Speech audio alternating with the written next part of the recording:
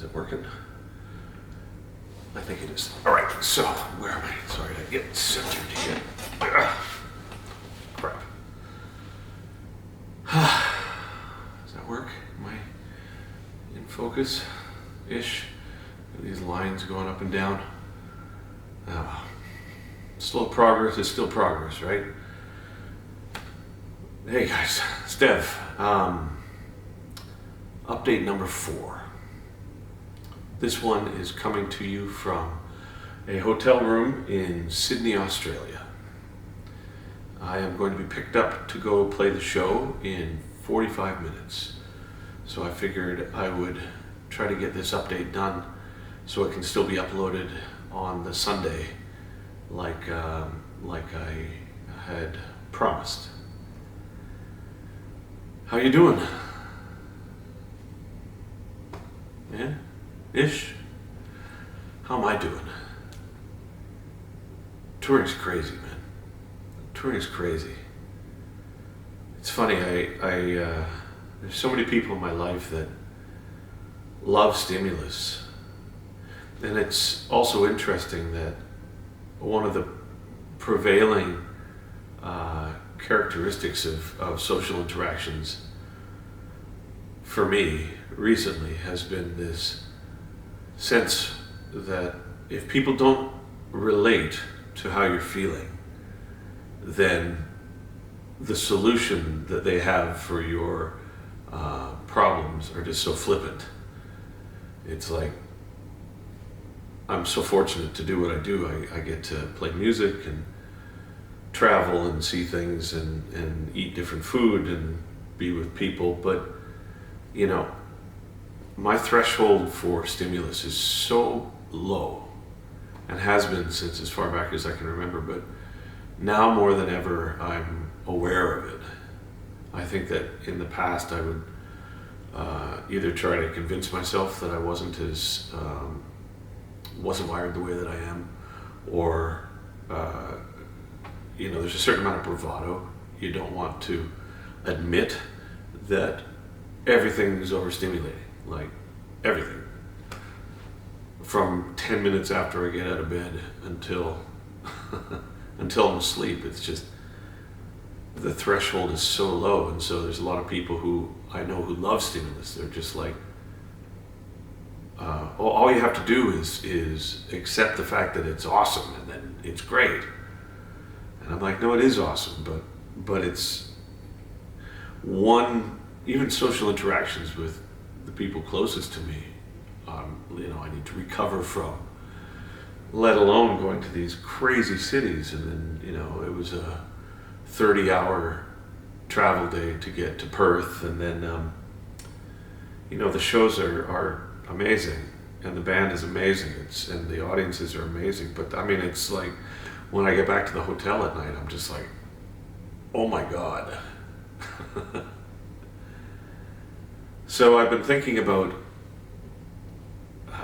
The Moth. I've been thinking about this next phase of my work, and that's what these updates in many ways are meant to talk about. And I was writing things down on the plane. I think The Moth, in a very basic sense, is just an analogy for transformation. And not a particular transformation. I think that what the story needs to be based on is a character and his or her life, and how that acts as a analogy for moving from one plane to another. But what I was struggling with was trying to write a story, and it's coming slowly. But the thing that helped while on the plane is recognizing that anything can be an analogy for that. Going from one city to another, going from one frame of mind to another, going from being on stage in front of a bunch of people to being on your own in a room it's all change, isn't it? It's like, and those transformation, I think that there's prevailing characteristics to change in general.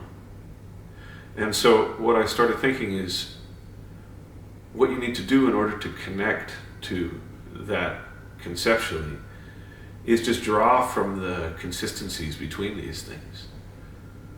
For example, in my personal experience at the moment, I'm now in my 50s.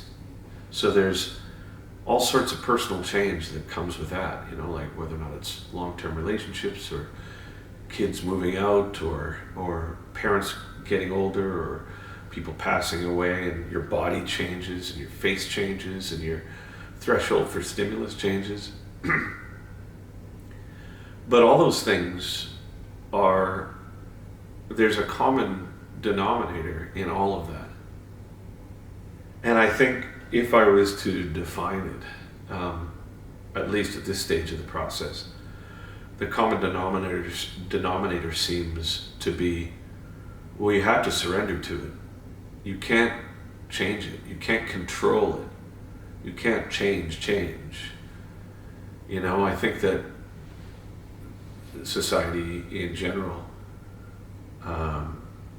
denies a lot of these things, right? Like we're pretty separate from death. We're pretty separate from accepting change even on an aging level, as opposed to it being a guided experience or celebrated to some degree. It's actively rebelled against, you know. As we get older, women are it's like so much of the value that society places on people in general seem to be what you are, right? And women get the shit end of that stick for sure. But men as well, it's like as we get older, it's so much of your self-worth is tied to your ability to provide or you know, remain balanced during times of turmoil. And I think the moth, in a real basic way, can benefit from me being able to draw from any aspect of the changes that I feel are going on in my life or society in general, and say, okay, well, what are those commonalities, and how does that represent itself in terms of the analogy of like a caterpillar to a moth? I don't know. I think a lot of it as well is when I travel, I recognize how much of the human experience is just exhausting. Even the beautiful things, it's so easy to go, you know, I was walking down the street today in Sydney and it's just endless alleys of businesses and restaurants and humans, and I kept thinking, oh, somebody made that, somebody built that, somebody who has a mother and a father, and they've got a whole lineage of people in their life, and they've got, you know, they perceive the world exactly like I do, and it's so much that I think it's very easy to get drawn into the overwhelming nature of it all, and it shuts you down. But from that, I think there comes a certain amount of opportunity for learning, because you can't just shut down. I can't. I've got so much that I am responsible for, and people that rely on me not shutting down. And so juxtaposing your personality, whether or not you're overly sensitive or you're not, with the reality of just the human experience being so intense, it's almost like once you see it, once you not wake up to it, but once you're able to see it with through the lens of a transformative experience, whatever that is, it's shocking how it's just like, wow, man, like everything about it, like the food and the people and sex and music and sadness and joy, and it's also much, right? That how do you find a pathway to being able to remain strong in the face of that awareness? And obviously I don't have answers to that, but one thought that keeps coming into my mind is, well, you're strong for the sake of the people that you care about. You're strong for your family, or in my case, I'm fortunate to be in a position where I can sing for people or provide music for people. So that's a catalyst as well. Like, well, you keep yourself together because it's a chain reaction, isn't it? It's like, if you're the captain of a ship, even if it's a tiny ship, and there's problems in the engine room, and you've got a bunch of people that are relying on you to land safely. If every time there was a problem you got on the loudspeaker, you just started being like, oh my God, guys, I don't know what to do. The ship's gonna go down. It may go down. I don't know what to tell you. All that's gonna do is everybody else is gonna be like, oh my God, the ship's going down. So it's not about lying. It's not about pretending that there's no problems. It's about, well, how do you find within you the strength to land that ship, right? Whatever that metaphoric ship is. For me, there's a few ways, and I always forget. Like when I come back on tour, I realize how I've got to keep focused on the things in my life that I've chosen to be disciplined about, whether or not that's diet or exercise or meditation or abstaining from this, that, or the other thing. Whatever it is, it's like the more that you, or I feel at least at this stage, who knows where we are next month, the more that you participate in those things that are of that overwhelming human experience, the more you're kind of fastened to it. But also on the long plane ride, I start thinking, okay, well, it's one thing to go that route and be all pious about it, but you can't also forget and deny that you're a human. You have needs of a human at the stage of development that you are, at the stage of development that I am. I mean, I'm not a resolved person. I've got all sorts of things in my life that, take food, for example. When I was a kid, it was so tied to comfort. The idea of if you're sad, if you're depressed, if you're angry, well, then you eat something. You eat something sweet, or you eat something, guilty. Go have some pizza or something, And I think you can intellectualize the fact that that is not productive in terms of how it may counteract some of the balance, but I also have to take it easy on myself too, right? Like, dude, you're not a resolved entity. You're a human. You're Devin. You play music. You've got tons of hang-ups. Every now and then, sometimes that's great for you. Sometimes having a piece of pizza is what you need, or whatever. So that balance is I think the next step in what this moth story is about. What else was I thinking here? I just wrote down some notes. Society doesn't give artists the time to let art turn into something great lately. We have to, as artists, demand it and conscientiously carve time out for it as it happens, or else it's just content for the sake of staying in the public eye. One thing that I would add to that, well, two things. One,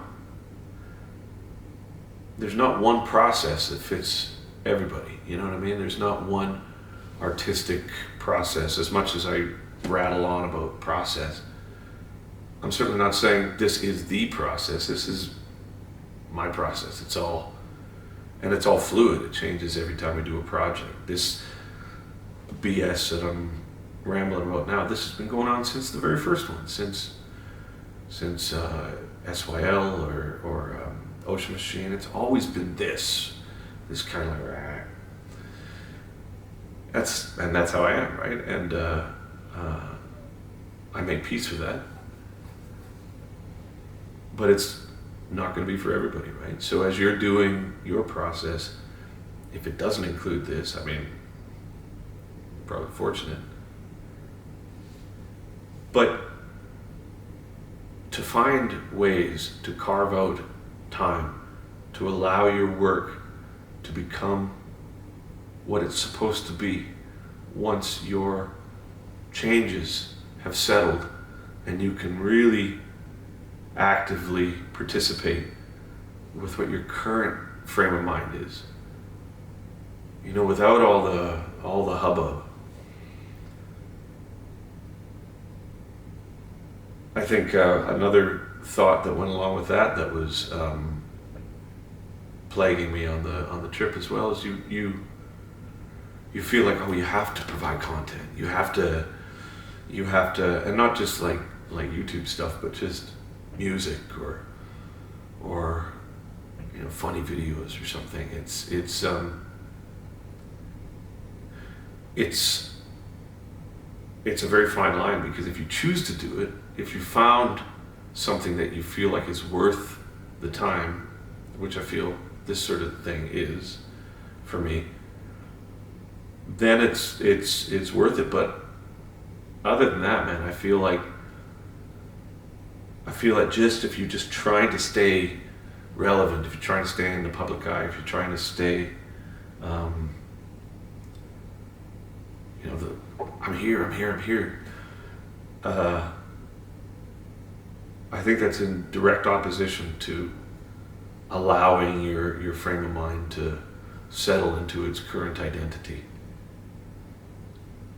And then it never really becomes strong. So I've been very proactive over the past year of like, okay, I'm going to make time for this. I'm going to find an avenue to do this. When I was younger, I really wanted the work that I did to be like successful, but I didn't understand the ramifications of what that would actually mean to the person that I am.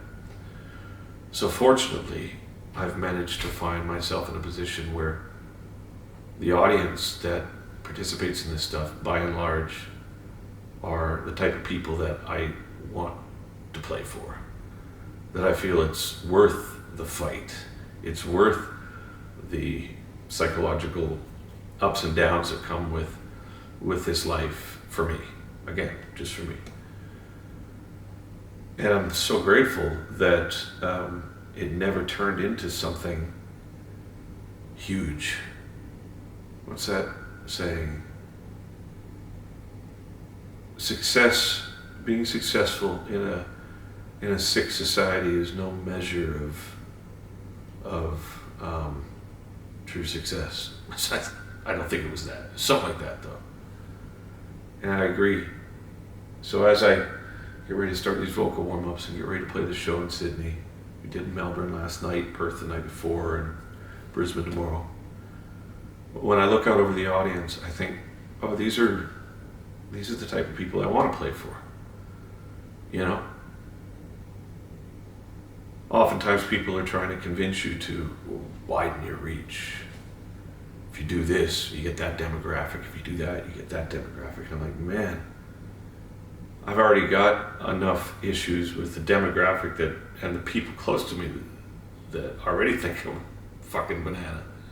That if all of a sudden that extends to a bunch of people that you got some gimmicky song that they're drawn into as a result of that, and you hooked them, it would suck. So I'll end this update by saying to the people who do support this work and seem to, maybe not fundamentally, but topically understand it, thanks, man. For real. It's a pleasure to play for you. I don't necessarily find it